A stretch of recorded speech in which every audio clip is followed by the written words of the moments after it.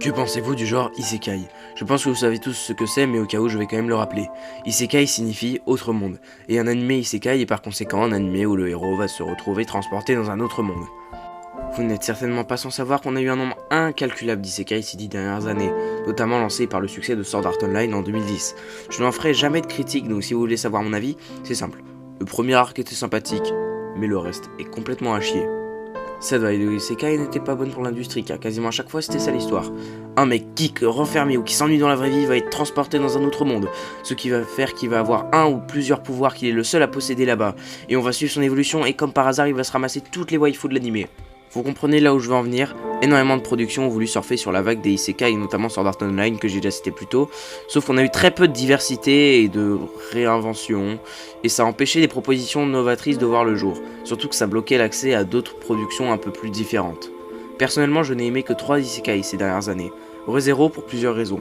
Les personnages étaient excellents, mais aussi et surtout car il allait à l'encontre de pas mal de clichés des Isekai, donc voilà, c'était sympathique. J'ai aussi beaucoup aimé The Rising of the Shield Hero. Il avait une très bonne exécution et là où beaucoup de Isekai cherchaient à rendre la situation initiale originale, mais par la suite ils faisaient du fait et refait. Là ils se servent d'un début très classique, genre vraiment, tu peux pas faire plus bas de plafond que ça en termes de situation initiale, mais prenez une direction totalement différente. Bon voilà, j'avais beaucoup aimé The Rising of the Shield Hero. Et celui que j'ai le plus apprécié est Mushoku Tensei Isekai Tara Onkidasu. Salut à toutes et à tous, aujourd'hui une nouvelle vidéo dans laquelle je vais critiquer un anime dont j'avais déjà parlé sur la chaîne, Mushoku Tensei. C'est parti. I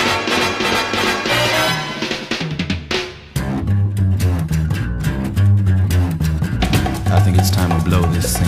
Get everybody in the stuff together. Okay, 3, 2, 1, let's jam. Mushoku Tensei, de son nom complet Mushoku Tensei Isekai Tara Onkidasu ou Mushoku Tensei Jobless Reincarnation, est un animé produit par le studio Bind qui nous fait ici leur première production. L'animé est adapté d'un light novel, mais je ne l'ai pas lu donc parlera uniquement de l'animé. L'histoire est celle d'un geek qui va avoir un accident dans lequel il va perdre la vie. Il va être réincarné dans un monde héroïque fantasy où nous allons le suivre à partir de sa naissance et le voir évoluer dans ce monde bien qu'il garde des traumatismes de sa vie d'avant. La première chose qui saute aux yeux avec ce résumé, c'est que le héros n'est pas transporté tel quel, mais recommence sa vie en tant que bébé. Le gars a des réflexions d'adulte, mais je saurais pas comment vous les décrire. Il dit qu'une fille de 12 ans est la femme parfaite. Il passe son temps à avoir des pensées sexuelles. Il passe d'une fille à l'autre pour pécho, enfin bref, c'est pas très intéressant. Au début de l'anime, il est torturé par sa vie d'avant, mais il va s'en affranchir au fil du temps, ce qui constitue un très beau développement psychologique assez intéressant et plutôt original, plutôt que juste il va glow up en puissance. Mais j'aurais aimé qu'il le fasse durer un peu plus parce que à partir où il va vraiment prendre en maturité, qu'il va vraiment devenir reconnu, qu'il va vraiment commencer à, je dirais pas à voyager, mais à se déplacer un peu plus, un peu partout, tout ça, bah je trouve que du coup ce développement est un peu mis de côté parce que du coup c'est bon, il s'en est affranchi.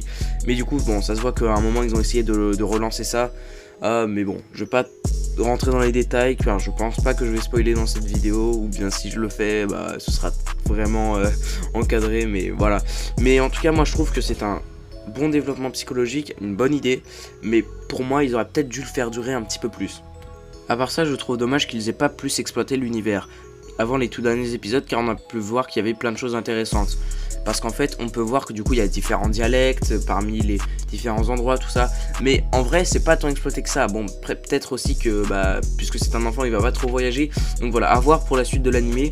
Mais moi, je trouve que c'est un univers qui aurait peut-être pu être un peu plus exploité. Niveau humour, c'est... ouais. Les gags font rarement mouche, mais bon, ça c'est bien plus subjectif. Les personnages sont bons, mais je ne peux pas m'empêcher de trouver que le héros est un gros charreau de ses fils de pute. Quand il démarre la magie, il dit que sa prof, qui je rappelle a 12 ans, est la femme parfaite. Déjà rien que ça. Ensuite, quand il part, il crush sur son amie Sylviette. Et pour couronner le tout, il essaye de se faire la fille à qui il apprend la magie. Y'a pas à dire, c'est quand même assez chaud quand on y pense. Niveau visuel, on est sur du très bon. Le studio démarre fort pour une première production. Alors, on a pas mal de nouveaux animateurs, j'ai pu voir sur leur page Sakuga Bohoru, mais on retrouve notamment des gens qui ont travaillé dans des Fate. Ceux qui ne savent pas en quoi c'est un gage de la qualité, regardez-moi cette merveille.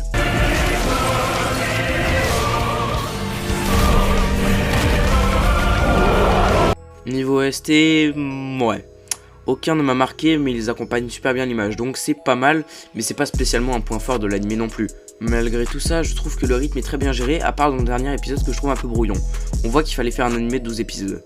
On voit qu'au bout d'un moment, ils se sont rendus compte qu'ils ne pouvaient pas le faire durer assez pour un 12e. Donc ils ont tout fait rentrer au 11e épisode, qui n'a fait que conclure ce qu'il fallait conclure pour ne pas décevoir le spectateur. Donc on se retrouve avec un épisode ultra rushé, mais bon, peut-être qu'il n'avait pas forcément d'autre choix, donc voilà, on va pas trop cracher dessus, et puis on n'est pas là pour spoiler, donc on va pas spoiler. Donc voilà, avant que votre vidéo reprenne, j'aimerais juste préciser qu'à partir de maintenant, vous entendrez ce micro et pas celui habituel, parce que j'ai eu un énorme problème qui m'empêche de l'utiliser. Bon visionnage.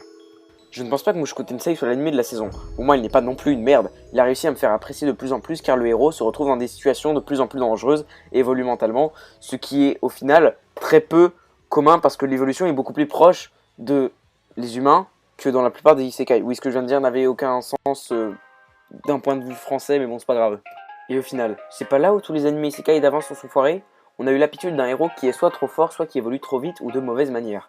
À travers Eludeus, on sent une métaphore de quelqu'un qui n'a jamais affronté de face les dangers de la vie qu'il va devoir affronter dans une vie où il est considéré comme un prodige, où là il va vraiment devoir faire face aux dangers de l'humain plus qu'aux dangers du monde.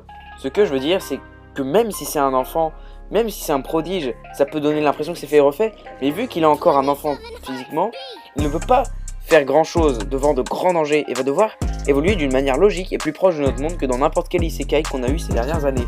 Et ça, c'est ça qui manque aux autres isekai. C'est ça en fait, c'est ce que je viens de dire avant, mais t'inquiète, c'est rien. Mais c'est vraiment ça qui manquait aux animés isekai. Il faut que le héros évolue de manière proche de nous et pas de complètement abusé ou complètement téléphoné ou tout ce qu'on a eu avant.